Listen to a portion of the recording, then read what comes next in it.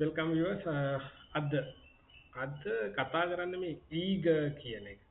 eager කියන එක. eager කියලා කියන්නේ ගොඩක් ආසාවෙන් කියන එක. ගොඩක් ආසාවෙන්. ඒ කියන්නේ යමක් කරන්නට ගොඩක් ආසාවෙන්. අපි හිටියා කියන්න පුළුවන්, ඉන්නවා කියලා කියන්නත් පුළුවන්. මම අද මෙතන භාවිතා කරන්නේ ගොඩක් ආසාවෙන් ඉන්නේ, ගොඩක් ආසාවෙන් ඉන්නවා. අන්නේ තේරුම එන වාක්‍ය ටිකක් හදාගන්නේ කොහොමද කියලා. right. My first example, මගේ පළවෙනි උදාහරණය මොන දෙනවා? I am eager to start a new class. I am eager to start a new class. මම තේරුම තමයි මම ගොඩාක් ආසාවෙන් ඉන්නේ අලුත් පන්තියක් පටන් ගන්න. I am eager to start a new class. මම ගොඩාක් ආසාවෙන් ඉන්නේ අලුත් පන්තියක් පටන් ගන්න. එතකොට මෙතන වෙන්නේ මේක සබ්ජෙක්ට් එක අපි දන්න ඕනම වාක්‍යයක් ලියද්දි සබ්ජෙක්ට් එක මුලට දානවා. ඊට පස්සේ සබ්ජෙක්ට් එක දානවා be verb එකක් මෙතන තියෙනවා. I නම් am, I නම් am. එතන කියන්න ඕනේ be verb භාවිතය සබ්ජෙක්ට් එක I නම් am විතරයි භාවිතා කරන්න. ඒ කියන්නේ වර්තමාන කාලේ ඉන්නවා කියද්දි am භාවිතා කරනවා. Plural subject we, you, they, any plural name ඕනෑම බහුවචන ස්වරූපේ නාමක් තිබොත් කියන be verb එක භාවිතා කරනවා. ඒ වගේම singular subject he, she, it, any singular name Amal, Kamal, Jagath, doctor, like that ඒ වගේ આવොත් is කියන එක භාවිතා කරනවා. දැන් මෙතන I තියෙන්නේ, එතකොට am වෙන්නේ. ඒකයි මෙතන I am eager, මම ගොඩාක් ආසාවෙන් ඉන්නේ to start පටන් ගන්නට a new class අලුත් පන්තියක්. ඔන්නෝමයි හැදෙන්නේ. එතකොට ඊළඟ එක පදනම් කරගන්න පුළුවන් හදන්න මේ පළවෙනි example එක. right. දෙවෙනි එක තියෙන්නේ we are eager to watch your program. We are අපි ගොඩාක් ආසාවෙන් ඉන්නේ we are eager to watch නරඹන්නට your program. ඔයාගේ වැඩසටහන. ඔයාගේ වැඩසටහන බලන්න අමුවටම කිව්වොත් ඔයාගේ වැඩසටහන බලන්න අපි ගොඩාක් ආසාවෙන් ඉන්නේ. we are කියන්නේ plural subject එක. ඒකට කියන එක තමයි එන්නේ.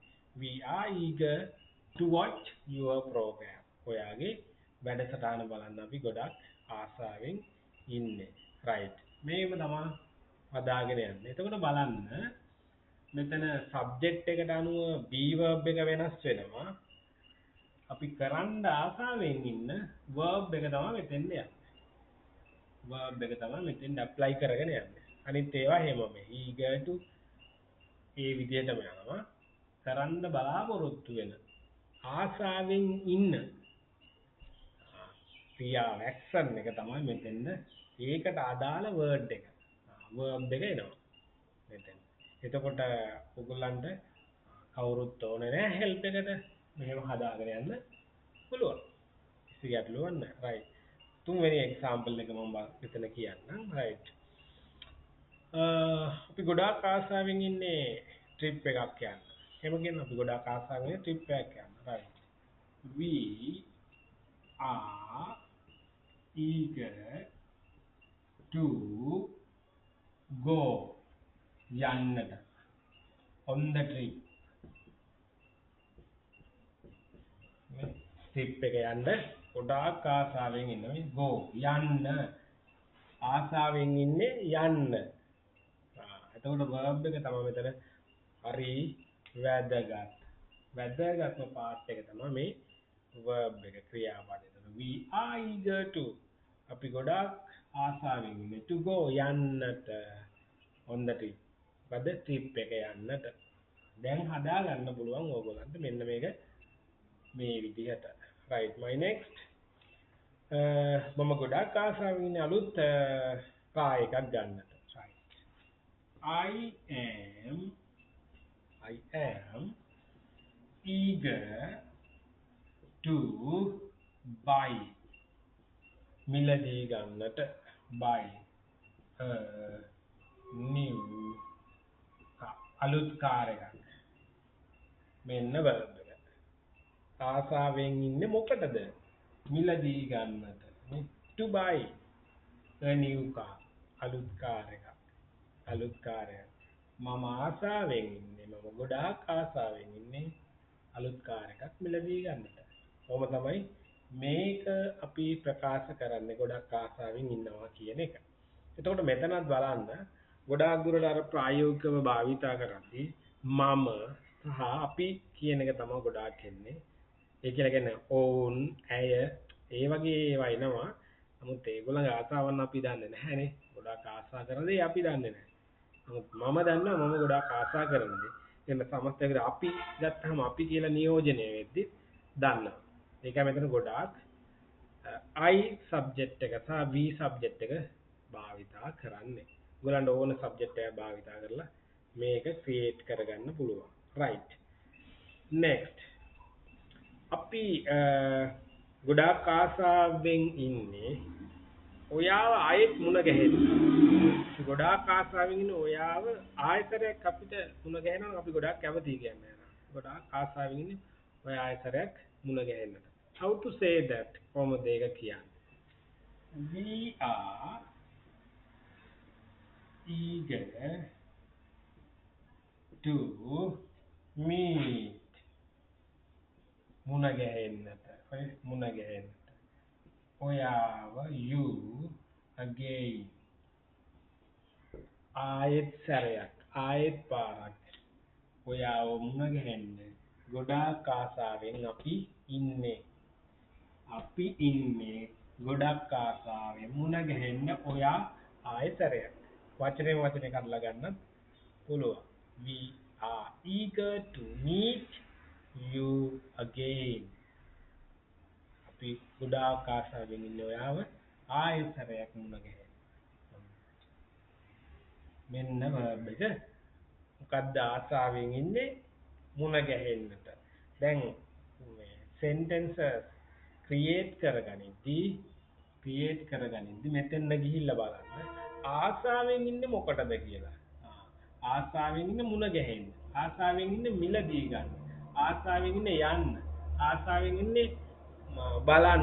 ආසාවෙන් ඉන්නේ පටන් ගන්න. ආසාවෙන් ඉන්නේ මොකේද? මොකටද? එතකොට මෙතෙන් එන verb එක. මෙතෙන් එන verb එක එනවා. අන්න ඒකට response කරොත් ඕගොල්ලන්ට පුළුවන් මේකේ sentence එක create කරගෙන අපේ අර idea එක express කරගන්න පුළුවන්. නිතරම භාවිතා කරන idea මොනවාද ඒවා බලන්න. එතකොට මේක හදා ගන්න පුළුවන්. right. තව example එකක් ගත්තාම අපි ගොඩාක් ආසාවෙන් ඉන්නේ ඒ තරඟයට සහභාගී වෙන්නට කියලා කියනවා. අපි ගොඩාක් ආසාවෙන් ඉන්නේ ඒ තරඟයට සහභාගී වෙන්න. how to say that? අපි ගොඩාක් ආසාවෙන් ඉන්නේ. We are eager. අපි ගොඩාක් ආසාවෙන් ඉන්නේ මොකටද? සහභාගී වෙන්න. to participate. එහෙම නැත්නම් take part. to take part මොකටද? to that match. A තරඟයට. We are eager to take part to that match. Okay. Take part. මෙන්න verb එක. මේ take part. සහභාගී වෙනවා. සහභාගී වෙන්න තමයි ගොඩාක් ආසාවෙන් ඉන්නේ. ආසාවෙන් ඉන්නේ මොකටද? සහභාගී වෙන්නට. එතකොට මෙන්න verbs ගන්න විදිය. ක්‍රියාපද ගන්න විදිය. අර වෙනස් වෙන තැන හදා ගන්න විදිය. ඔන්න ඔය වගේ ගොඩාක් උගලන්ට දිගට මේක හදා ගන්න පුළුවන්. නේ? ගොඩාක් හදා ගන්න පුළුවන්. අපි මෙහෙම කියන්න පුළුවන්.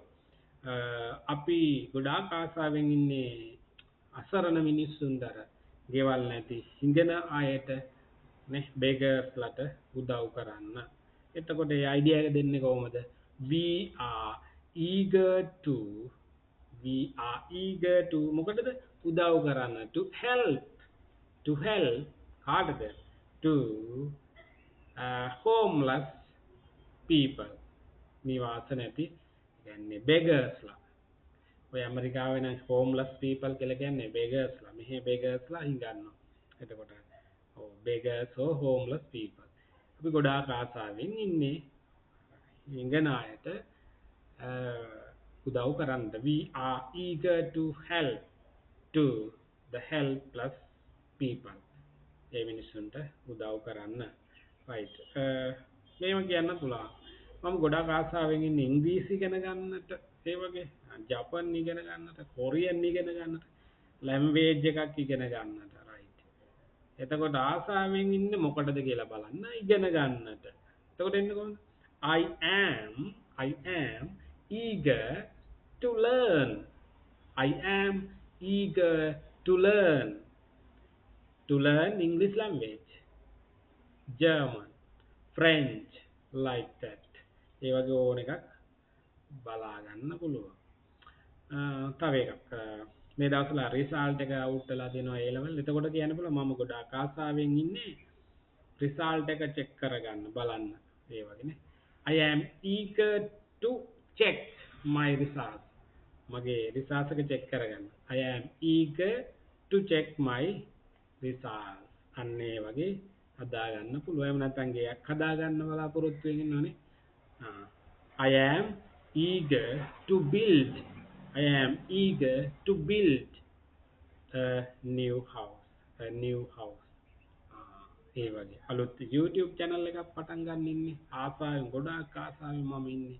I am eager to start a new YouTube channel. Like that. Any sentence. ඕනම sentence එකක් you can create. ඔයාට පුළුවන් create කරගන්න. බලන්න මොකටද වැඩිපුරම ආස? අන්න ඒක තමයි action එක කියන්නේ ක්‍රියාපදය. ඒක තමයි වෙනස් කරන්න ඕන දේ. right. එතකොට දිගටම ඕගොල්ලන්ට මේක හදාගෙන යන්න පුළුවන්. අපේ අර නිතරම භාවිතා කරන දේවල් එක්ක. right. Bye for now.